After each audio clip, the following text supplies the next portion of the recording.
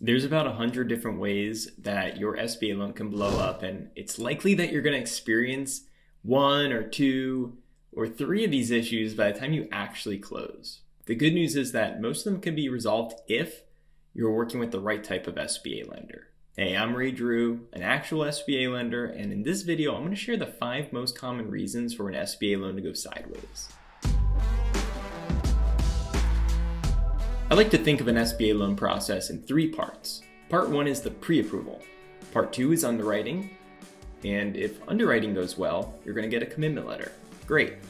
That means the lender is committed to the financing, subject to about 100 different things. And that leads up to the third and final part of the process, which is closing. That's where the rubber meets the road.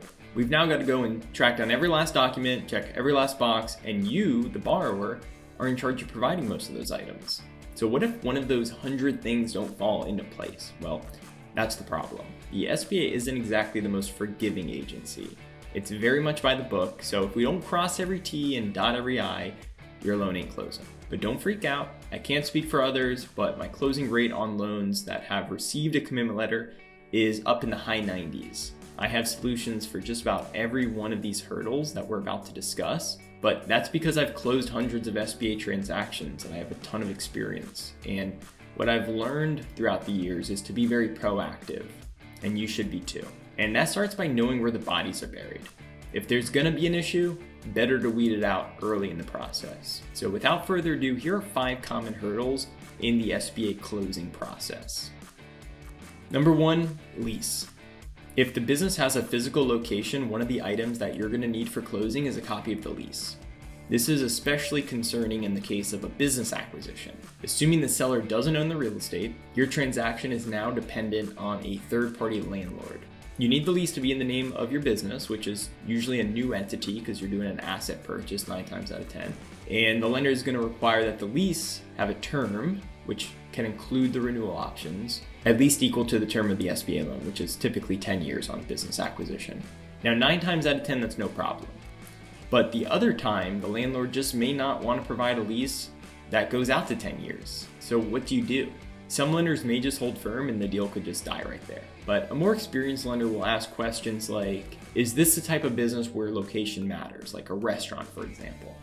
I closed a loan recently and it was for a business acquisition of a contractor, and the landlord did not want to sign a lease that went past 5 years. Now, the location was basically just an office building where some of the employees would come to work. Customers didn't go there, and they could easily relocate that after 5 years, and it would have no impact on the business. So we were able to get comfortable with that. But ultimately, you need a fully executed lease in place that your lender is comfortable with. And that's something that you're going to want to pay attention to sooner rather than later, because you're at the mercy of the landlord and they have their own agenda. The only leverage you really have with most landlords is that most landlords like having a good long-term tenant, but your landlord for this business that you're buying may have different plans. Maybe they want to redevelop the property. Perhaps they are a tenant in the building and they want to grow into that space. Remember, they aren't a direct stakeholder in your transaction, and their motivation might be a little different. So for all those reasons, you're going to want to start that conversation early in the process, not 3 weeks before closing. And while you do, there's a second landlord item that is also very important for an SBA transaction, and that is the landlord lien waiver. The landlord lien waiver is an SBA requirement anytime there's collateralized assets in a leased location, like furniture, fixtures, and equipment, which is going to be included in the lender's blanket lien on the business. Now, the SBA requires 3 things on here. 1 is that the landlord subordinates their rights to the collateral. 2, that if the tenant is in default, they give the lender notice and a chance to cure the default. So a way to give the landlord money, good. And 3, the landlord agrees to give the lender access to the collateral in the case of default. But here's where things get a little tricky. This isn't a standard form. Every lender has their own, and some landlords have their own. And more often than not, the parties are going to have to go back and forth and negotiate the particulars of this document, because while the overarching idea of this agreement makes sense, the devil's in the details. And some lenders can be more lenient than others when it comes to getting what they want. I'll give you an example. If the bank wants 60 days rent-free to come and get their collateral and your landlord thinks that's just ridiculous, your deal's at risk.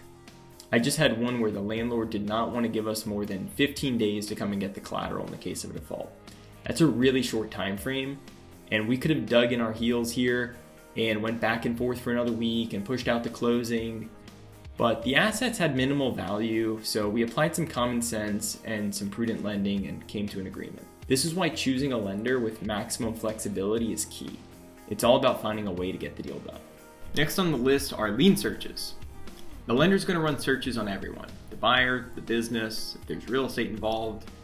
And this is a great service to buyers because even if you're doing an asset purchase, you should still know it's out there and have it cleared up before closing.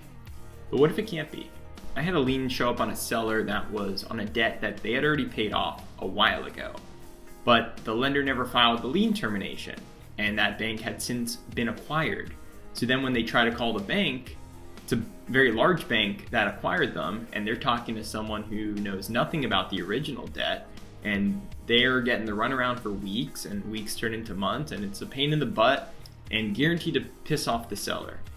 I had another one recently where they had gotten an EIDL loan, and they've since paid that off, but never filed the termination, so the lien was still outstanding. So as a lender, we can go one of two ways. We can wait for all of these old liens to be terminated, even though we have proof that they've been paid off, or we can come up with a creative solution, and depending on what kind of lender you're working with, this could stop a deal right in its tracks. Number 4 on the list, IRS transcripts, one of my favorites. The SBA requires the lender to verify tax returns of the seller and the buyer. Most lenders are using the 4506 form to request these tax transcripts, but ever since COVID, the IRS has been backed up, and this can be hit or miss. You could be sitting around for weeks waiting for these things, and because of that, some lenders have started using an 8821 form to obtain the transcripts, and that's what we've been doing, and we've been getting them back in 1 or 2 days, and I've had far less issues with these. Basically, we're using a third party that goes through a back door to obtain them. Now, if the transcripts are different than the tax returns provided by the seller, that's a red flag. Now, more commonly, they come back with no record found for 1 or more of the years. The SBA has some guidelines around when exceptions can be made here, so I'm going to put that up on the screen. So we're in the year 2022, and we're getting taxes for 2019, 2020, and 2021. And as you can see, if there's an issue with 2020, the middle year, we have the ability to waive it. But with 2019 and 2021, that exception cannot be made. Last but not least, life insurance. SBA is very big on life insurance. It's required on just about every loan, unless you're doing a real estate loan and it's fully secured. But the lender has a lot of discretion here. So let's say you're applying for a $2 million loan to buy a business, and there's no real estate involved. The life insurance requirement is probably going to be for the entire loan amount, so about $2 million. The idea is that if you have an untimely passing, the policy would go and pay down the loan. I had one deal early in my career where everything else was ready. We were just waiting on life insurance to close. And it had taken about 30 days to get that into place. From that point on, I always had clients start the policy at the beginning of the process. But what if you can't get life insurance? Because maybe a medical issue, or maybe you can, but the price is just absolutely insane. Once again, how this is handled is up to the lender. Now, the earlier you figure this out, the better. The first question the lender is going to want to ask in that scenario is, well, what if you die? What's the succession plan? How each lender deals with these common issues can make or break a transaction. This is really getting down to the crux of SBA lending. The SBA wants everything to be perfect, but that's just not reality. Lenders have to use prudent lending and make game time decisions all the time. Lenders are constantly worried that the guarantee that the SBA provides won't be honored if they don't do things the right way. And that's true. SBA can and will deny your guarantee if you didn't do things the right way. But there are levels to this, and an inexperienced lender may not understand how to navigate these gray areas, and they'll end up taking a much more cautious approach, and those hard stances often can be deal killers for the transaction. So there you have it. If you found that video helpful and you want more expert advice from an actual SBA lender, then I would invite you to hit that subscribe button because I've got plenty more where that came from.